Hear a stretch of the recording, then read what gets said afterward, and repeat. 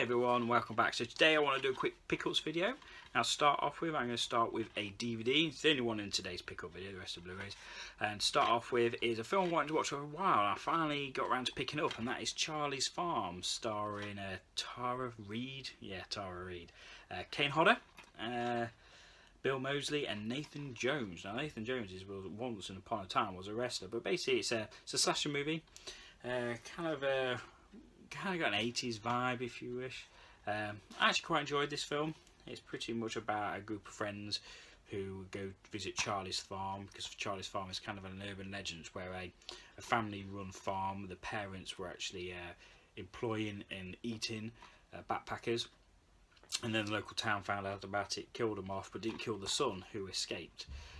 And yeah, there's an urban legend that the son's still alive, and kids just wanted to go and check out the farm. So that's pretty much it. This group of young adults go to the farm, and Charlie's not dead, and Charlie is fucking an ugly bastard and seeks revenge. There we go.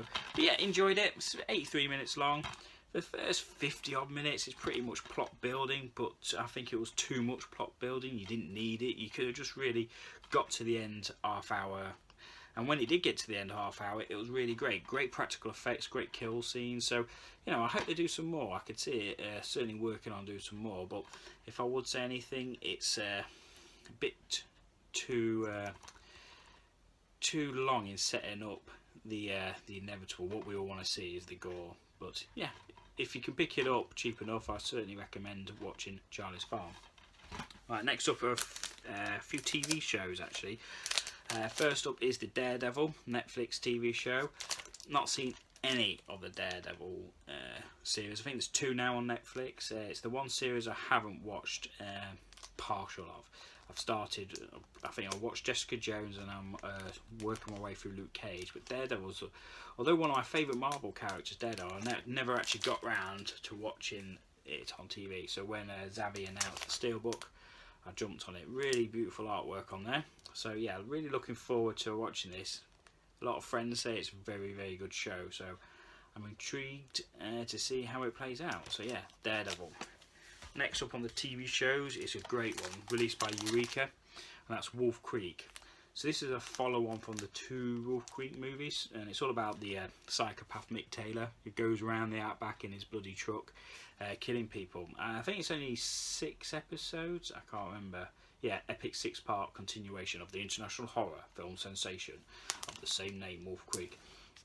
Great. Oh yeah, the 6 episodes, it was pretty much back to back. I was watching them, me and the wife, and yeah, fantastic. I thought the main character, she was okay in it. It's basically about a young family, American family now, and they go out to Australia for a break because she's actually a recovering drug addict. She gets addicted to painkillers, and spoiler territory, in the first episode, pretty much Mick Taylor saves the young boy from a croc attack, and all sat around their SUV or RV, whatever you want to call it, RV, and he just pulls out his knife and just stabs her dad, and then just kills the rest of the family. Shoots her thinking she's dead, and actually she doesn't, and then she seeks revenge, or does she? So the whole rest of the series is about how she doesn't return to America and actually goes hunting to seek her revenge on Mick Taylor. But yeah, really great, well shot, and for a TV series I thought it was fantastic, so highly recommend Wolf Creek. Next up is one where I've watched the pilot and not watched the remainder, and I've been wanting to watch it for a while and finally decided to pick it up now the price has gone down, and that's Gotham. So yeah, from what I watched, I really enjoyed the first episode. The lad who plays the Penguin was really good in it. I was worried about this guy, I can't remember his actual name, but who plays Detective James Gordon. But yeah, I thought it was watchable. So I'm really looking forward to actually watching, reading the back here, 22 episodes on this first season. I think the second season's out now. So yeah, interesting to go. I'm looking forward to watching Gotham. If you've seen it, anyone, let me know in your comments below. Right, next up is a film which absolutely blew me away, and that's The Gift, directed by Joel Edgerton, who also stars in it. And it also stars Jason Bateman. Jason Bateman normally, in my experience when I've watched him, is always in kind of a comedic role, and here it's a more serious role. And I've got to say, for the however long it was, 108 minutes. I thought it was great. Check out The Gift. Next up is a film I've never seen before until only the other night, and that is Twister, directed by the same guy as Speed, Jan de Bont. But I've got to say, I fucking love Bill Paxton. And this was when 90s, this reeked, it oozed at 90s. When was it, 96, something like that? I can't see it on the back, but anyway, one of my guilty pleasures is disaster movies, and this is one of the disaster movies I've not seen. And Bill Paxton, Helen Hunt, fantastic. It was cheesy, it was fun, it was just a great time, and it's just for however long it was, pure escapism, and that's what you can't fault about some movies. And this one, I mean, nowadays you wouldn't get these sort of films made. You know, a film about chasing tornadoes. You wouldn't see this sort of film made nowadays, and it's a shame. And I just thought, if you've not seen it, go and check it out. Can't recommend Twister enough. Go watch it. Next up is a bit of a guilty pleasure, and that's Pathfinder with Carl Urban. I've had the DVD for a while, and this came back down to like £2.50 on Amazon, so I thought I'd check it out. I really, really enjoy this film. It's like a Viking film. I just think the fight scenes are great, the outfits are great, and it looks great on Blu-ray.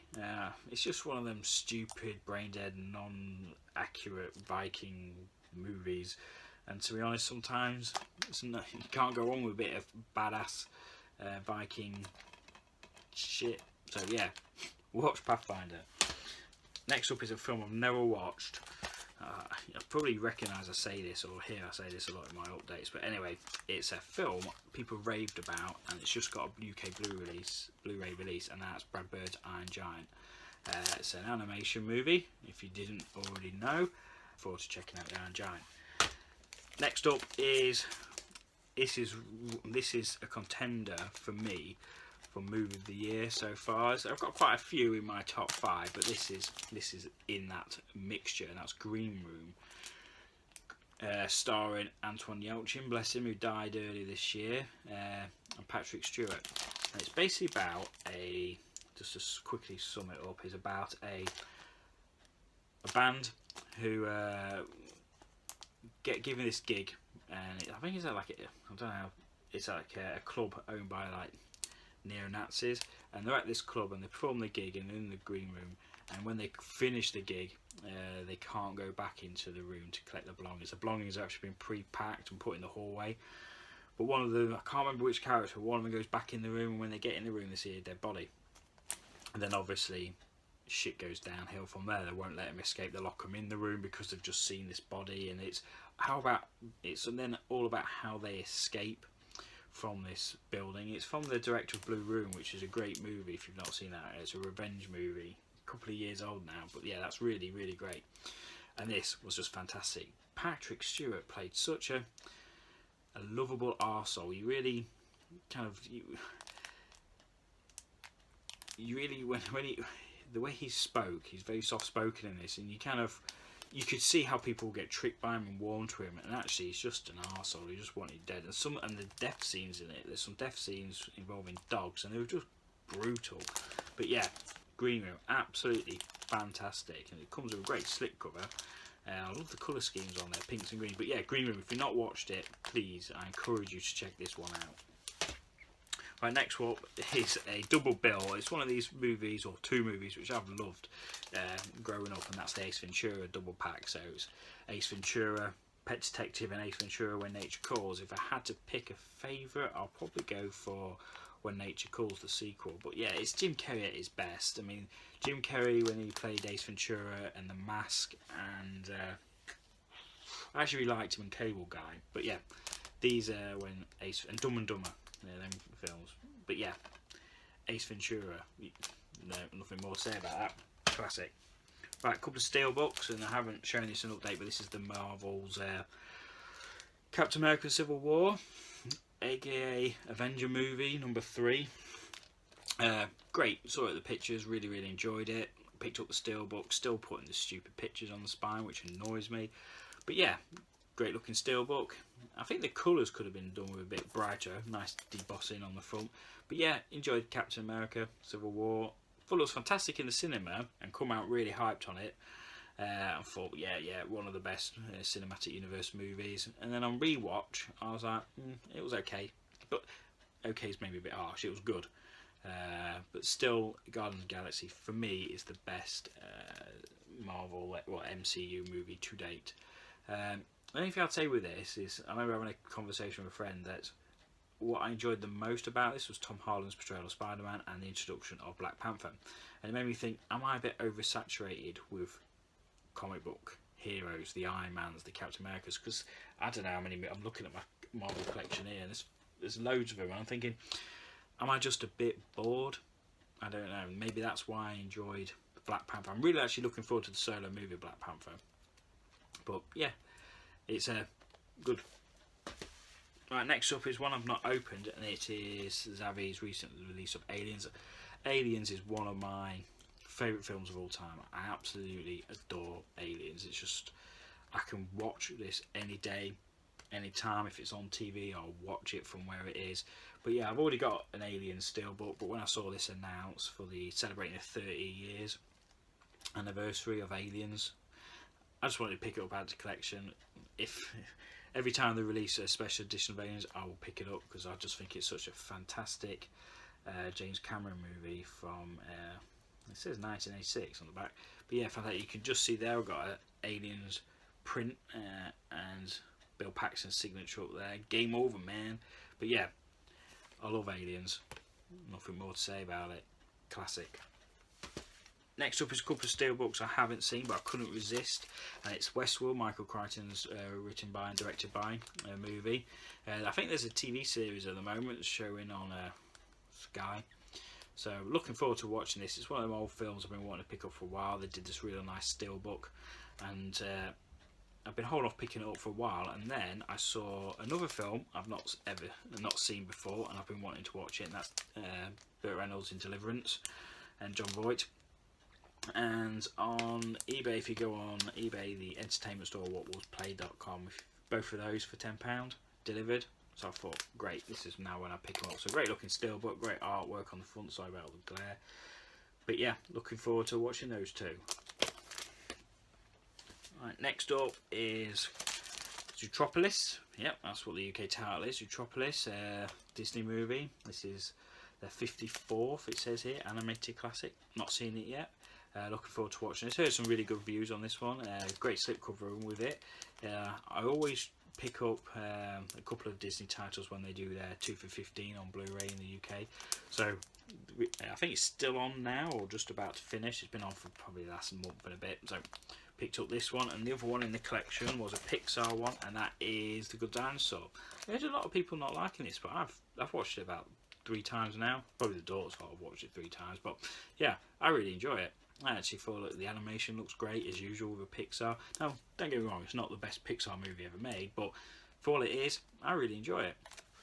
Right, to finish off, I've got to give a shout out of thanks to Luke at Razor Wire Reviews. He put on Facebook that Amazon had reduced this box set to £20, and this is 14 movies by this director, and you probably guessed it's Alfred Hitchcock.